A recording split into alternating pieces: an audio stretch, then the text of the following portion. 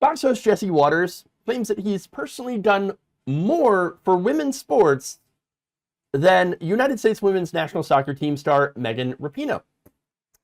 So now Rapinoe on Monday gave an interview with Time Magazine going after the right-wing's war on transgender women, sports. Here's what she said. Quote, "We as a country are trying to legislate away people's full humanity. It's particularly frustrating when women in sports is weaponized. Oh, now we care about fairness? Now we care about women's sports? That's total BS. Show me all the trans people who are nefariously taking advantage of being trans in sports. It's just not happening." Now, of course, apparently this appears to be a very hotly debated topic, even on some portions of the left. But Jesse Waters is going to particularly have a even more awful take. The soon-to-be retired soccer star advocating for transgender players on the U.S. women's soccer team, regardless of whether it displaces a biological woman. Rapinoe has spent most of her career fighting for female athletes to get paid the same as the men's team. Jesse, she also said that she doesn't believe it is true that trans issues like this leads to violence, but also she said that it's not a problem with physiology, that biologically it's not a big difference, when we've seen evidence that it obviously is. So she puts ideology over biology?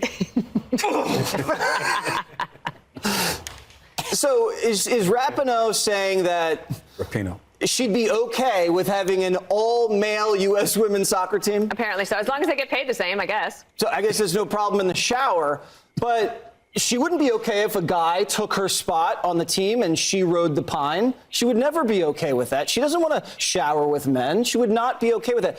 Notice how, Dana, it's only men trying to compete against women in sports. It's not women trying to play men's sports. It's men trying to play women's sports. All right, so I'm going to stop there and point out that Jesse Waters, of course, is wrong. That's not exactly a shocker. A revelation, but I'm going to tell you why. So, for one, weirdo Jesse Waters is thinking about trans people taking showers. That's weird. Why are you fixated on that? You freaking weirdo. Creepy. But we know him as being a super creepy person. He says it's only men trying to compete against women in sports, right? It's not women trying to play men's sports. It's men trying to play women's sports. Not true at all. Not true at all. Not true at all. First of all, trans women are women. They're not men. Okay. But even if you take that and try to say, well, okay, but what he's saying is true. I mean, trans women are generally trying to get into women's sports, and that's the only time you don't see it the other way. That's not true at all. There are trans men, i.e. men assigned to women at birth, who are competing in men's sports. Here's some examples of that. Boxer Patricio Manuel, whose record is so far 3-0. Manuel made history in 2018 when he became the first transgender person to fight in a professional boxing fight against a cisgender man. He won his first fight in 2018 with Mexican boxer Hugo Aguiar. Can't say his name. His latest fight was against American boxer Alexander Gutierrez. Manuel dominated every round and won by a unanimous decision on the judges' scorecards. So, trans man dominating sports, dominating cis men in boxing. Whoopsie. There's more. Shoyo Bailar, a trans man, was also the first openly trans NCAA Division I athlete to compete on the men's team. He swam for Harvard's men's team for 4 seasons before graduating in 2019, and his last swim placed him in the top 15% of NCAA competitors in his event. Trans man competing in men's sports. Chris Mosier, a trans man, became the first transgender athlete to represent the United States in an international competition after earning a spot at the men's sprint duathlon in 2015. Mosier is a Hall of Fame triathlete, All-American duathlete, 2-time national champion, and he has made the U.S. team to Team USA 6 times. 6 times. So, I mean, it happens. Now, if Jesse Waters did just a few minutes of research on this issue. He'd probably know this. Oh, but that would be inconvenient. And that would actually require him to do research, which he does not do. Okay. And look, he also probably doesn't do research because he doesn't care. Doesn't actually care about this issue. One more clip here, by the way. He claims that he has been called by other people. People are saying that he's actually been more of a champion for women's sports than Megan Rapinoe. Some people have told me that I have actually done more for women's sports than Megan Rapinoe has done, that maybe she's a traitor in the war on women, and I have fought valiantly in that war, obviously on the women's side.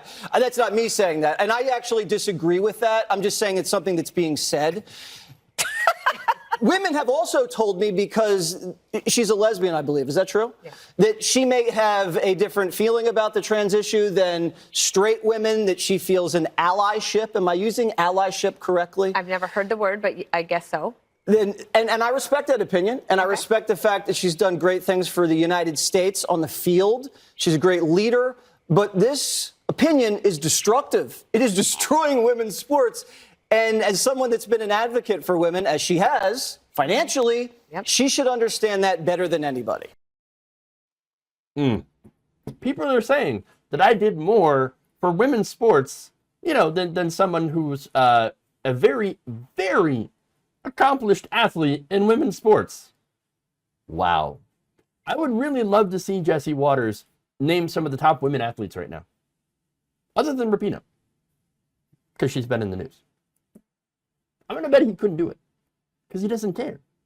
By the way, unless they're talking about transgender women, no one on Fox News, no one on the right's talking about women's sports. Women's sports is massively underrepresented when it comes to media. In fact, the only time they seem to talk about women's sports is only to use it as a weapon against transgender people. According to a 2021 article in Sage, over the course of the last decades, a stunning 80% of top-ranked sports news and highlight shows in the U.S. have had zero studies on women's sports. Zero stories on women's sports. They don't cover women's sports. Unless, of course, they're using it to attack transgender women. And by the way, there's a huge dearth of media when it comes to women's sports. Now, I'm not interested in any sports, whether it be women's sports, men's sports, whatever. So I'm like an incredibly neutral observer to this, right? But look, they get no coverage, and it's not because they're not good athletes. It's not because they don't train hard or anything like that. It's mainly because there's no media coverage. There's a media problem here, and I think at the heart of that media problem is people that are super old school who think like Jessie Waters, who are, misogynistic, maybe not openly, but they hold these old attitudes like, nobody cares about women's sports, nobody ever gonna watch it, so why even feature it, blah, blah, blah. No, it's that old school misogyny. I think that, again, if women's sports were featured half as much as men's sports, then there would be a lot more interest in it by the general sports watching public. But see, here's the thing. People like Jessie Waters, they're part of the problem. They claim to care so much about women's sports, but they've never done anything to help boost female athletes. They've never boosted women's sports to help them get more fair and equitable coverage. Never talked about that. The only time ever that women's sports gets referenced is in order to use it to attack transgender athletes. To say that people are saying that Jessie Waters is a champion, a valiant champion for women's sports, more of a champion than someone who is a highly oppressive athlete, is just incredibly laughable. And again, deeply misogynistic, paternalistic, infantilizing, of course, women athletes, downplaying them, while claiming to care so much about them and to be fighting for them. No. You're not an ally to women. If anything, you're an enemy of women. And you show it every single day. every time you open your mouth and say something weirdly creepy and misogynistic.